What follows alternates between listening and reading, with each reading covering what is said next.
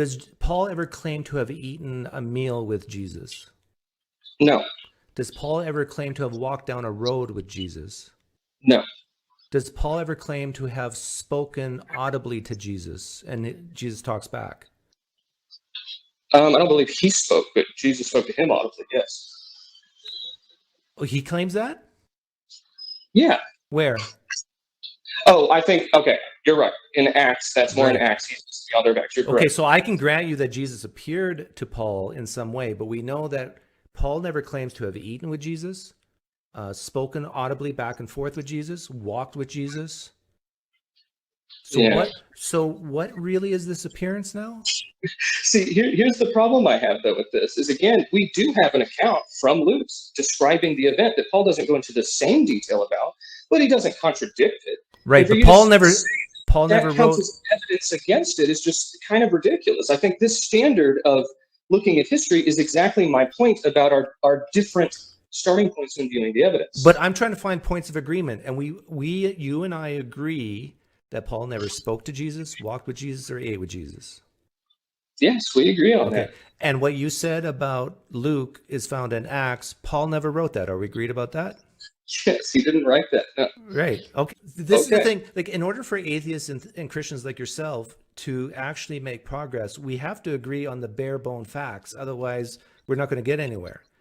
Well, but the thing is you keep telling me the bare bone facts are that Paul, we don't have any reason to think that Paul heard audibly from Jesus. And I keep telling you, yes, we do. So I can agree that from Paul's own mouth.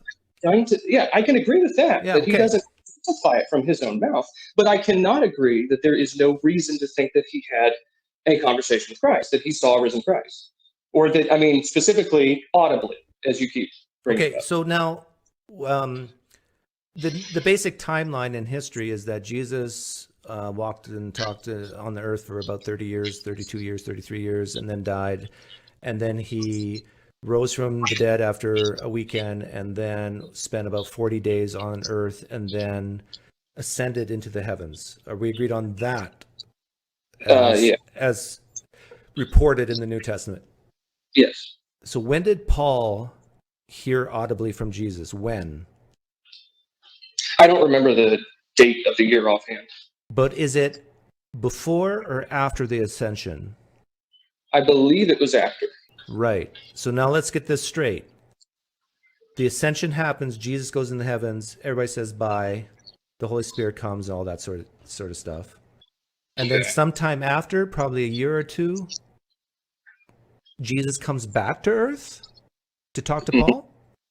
Yeah, he also came back to talk to John, and he came back a lot through the Old Testament. I don't see why that's a problem. Okay, I'm just getting it clear. Yeah.